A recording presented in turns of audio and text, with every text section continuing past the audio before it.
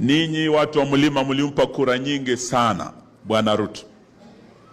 Kuingia pale State House, alipanda kwa bega lenu watu wa mlima huu, ndio akaingia wapi? State House. Kuingia State House, alipanda bega la kanisa. Alikuja na Biblia na meno meupe kabisa, akisema Bwana Yesu asifiwe. Mnakumbuka? Mwadhani? Si ndiye alitembea hapa akisema hivyo? Mkamkubali kama Mkristo mwenzenu, mkampa kura. So kwa hivyo mabega mawili yaliyobeba Ruto yakamweka State House ni bega la Mlima Kenya na la kanisa. So leo tukiwa hapa Bishop, kuna somo la ile kitabu cha Zaburi ukurasa wa 121, Psalms 121 verse 1. Inasema ya kwamba I lift my eyes to the mountain, and where does my help come from? Natazama milimani, msaada wangu utatoka wapi? Msaada wangu utatoka kwa Mwenyezi Mungu, muumba wa mbingu na nchi. Nchi hii ya Kenya, siku ya leo nikiwa hapa, nataka niwaambie wanatazama mlima huu. Ninyi mlioinua Bwana Ruto, mkamweka pale State House, mkiwa raia, mkamfanya akawa rais, ninyi mna uwezo tena wa kumtoa State House, mrudishe Sugoi akuwe raia tena. Inawezekana, haiwezekani? Na leo tunataka tuambie inawezekana.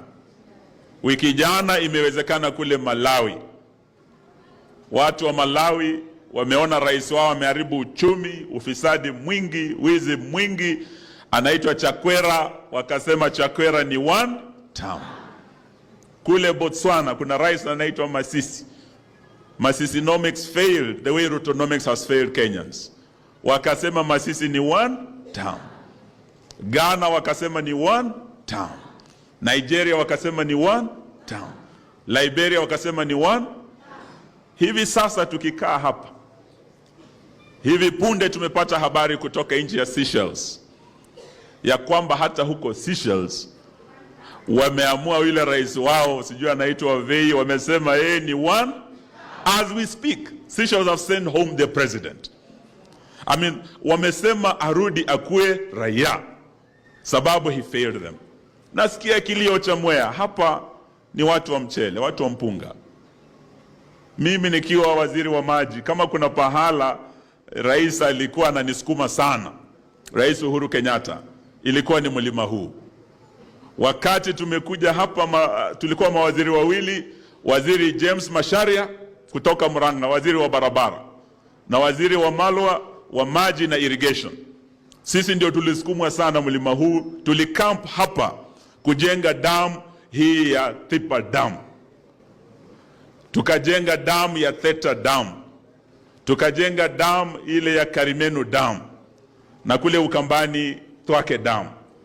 Macharia naye akawa kwa mambo ya barabara.